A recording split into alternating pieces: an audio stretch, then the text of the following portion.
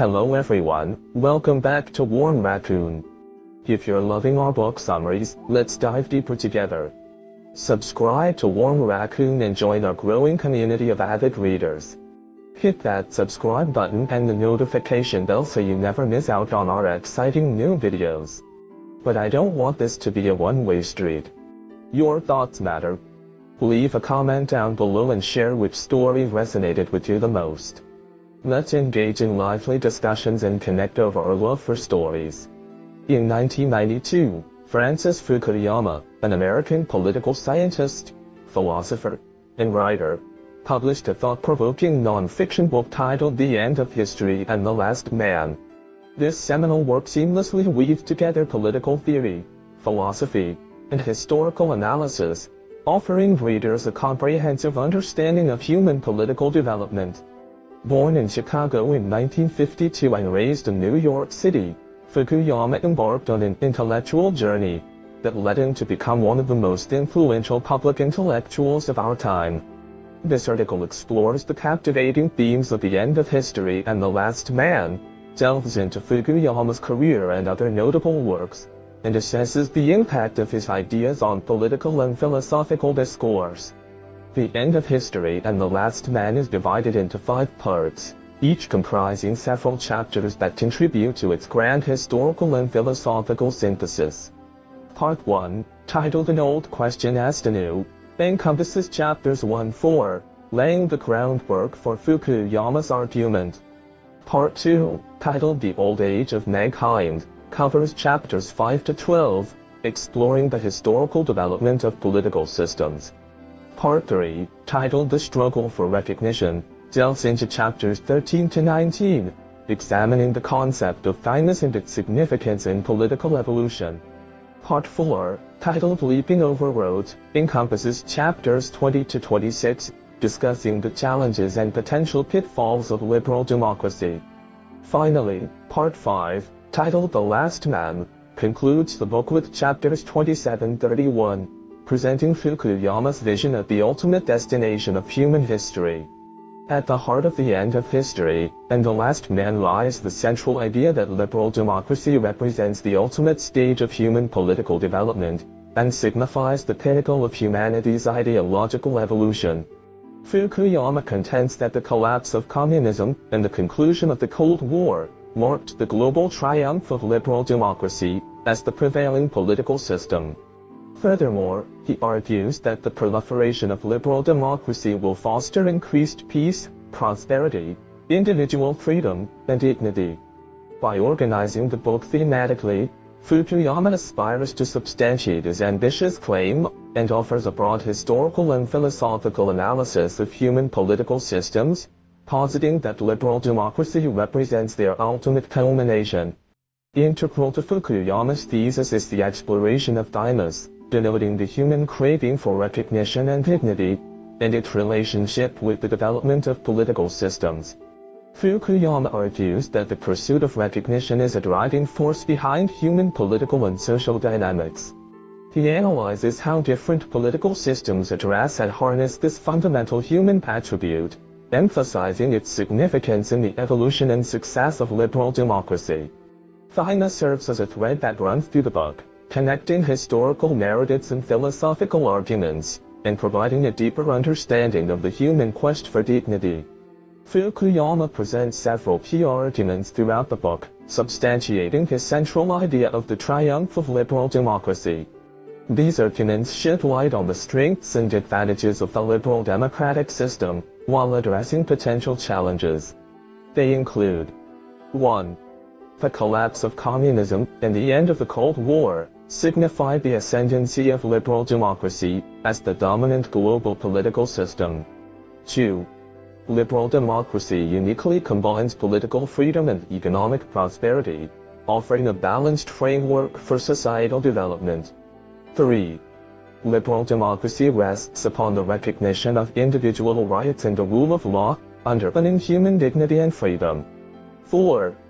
The proliferation of liberal democracy contributes to enhanced global peace and stability, as democratic nations are less inclined to engage in conflict with one another. 5. The concept of thymus, emphasizing the pursuit of recognition and dignity, plays a pivotal role in political development and aligns closely with the evolution of liberal democracy. 6. Despite potential challenges and setbacks, the long-term trajectory towards liberal democracy remains both inevitable and irreversible. These arguments are substantiated through Fukuyama's historical and philosophical analyses, which trace the evolution of human political systems, and explore the underlying factors that have propelled the rise of liberal democracy. The End of History and The Last Man aims to achieve multiple goals through its key messages and content. Firstly, Fukuyama seeks to provide readers with a comprehensive analysis of the historical evolution of human political systems. By presenting the concept that liberal democracy represents the final stage of this development, he offers a framework for understanding the forces that have shaped the modern world from a historical and philosophical perspective.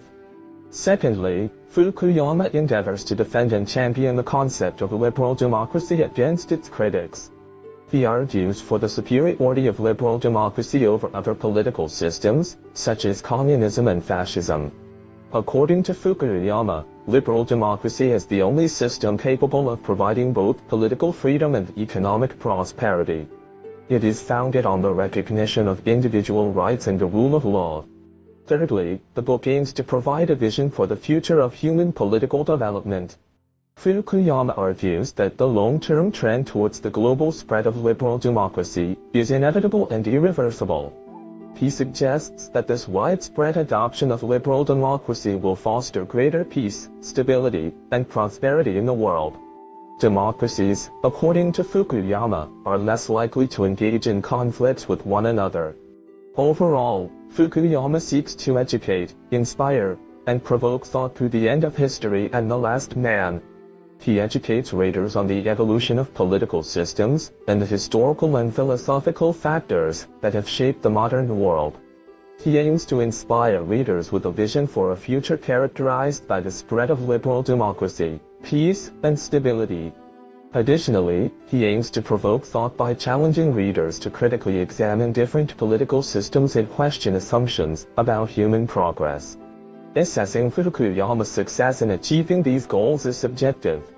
However, since its publication in 1992, the book has garnered widespread attention and generated significant discussions in political and philosophical circles.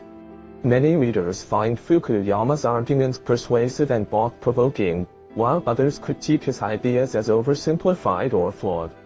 Nonetheless, the book's impact on political and philosophical discourse suggests that it has successfully stimulated debate and reflection on the nature of human political development and the role of liberal democracy in shaping the modern world.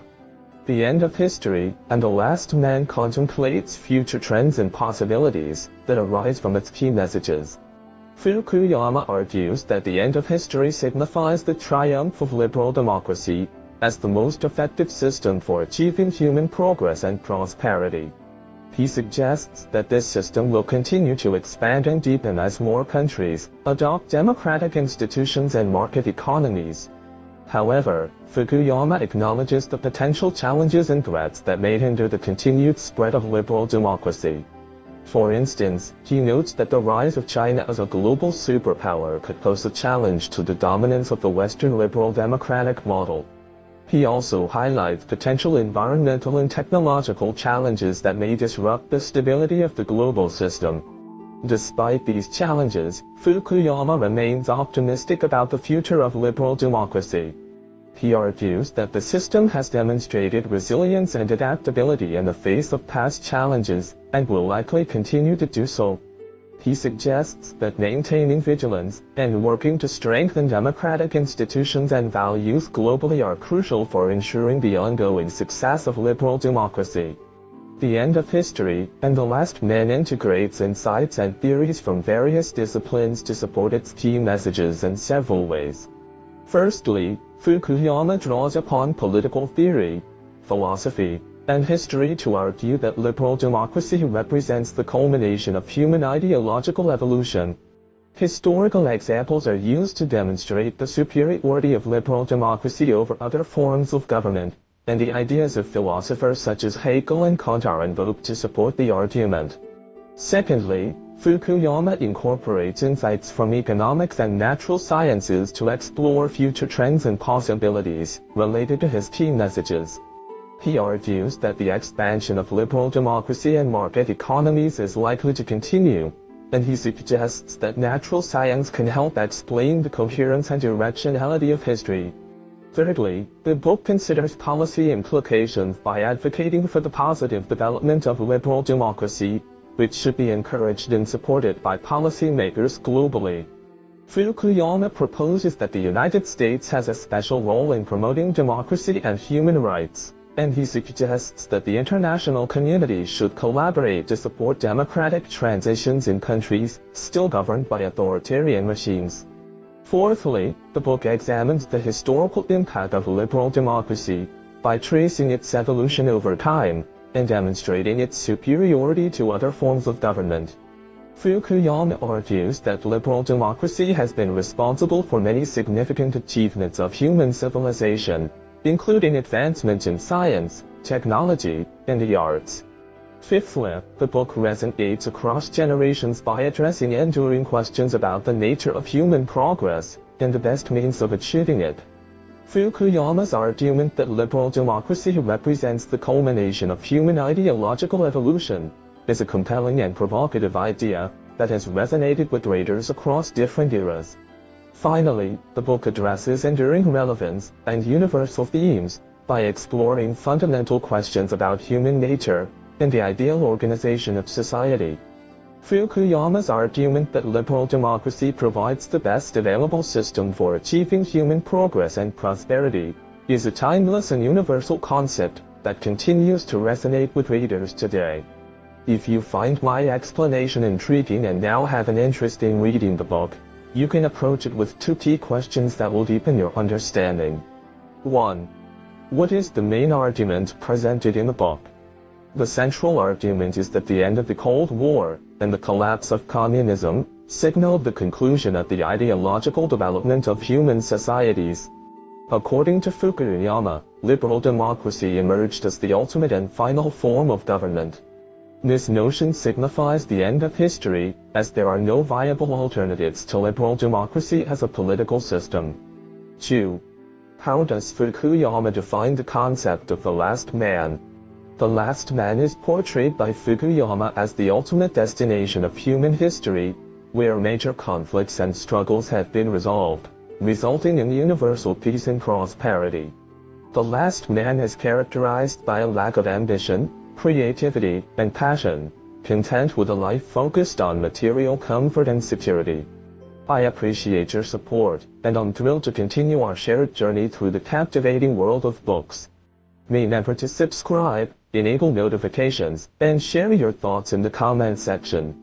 Tell me where you come from and what language you speak. We are inspired by the diversity and all your support. Set a new challenge. If this video has more than 500,000 views, I will launch a new benefit for all book lovers, a mind map for the book core meaning structure. You could learn the author's mindset and thoughts more clearly by the mind map. Dreams must be there. What if they come true? I look forward to our next literary adventure.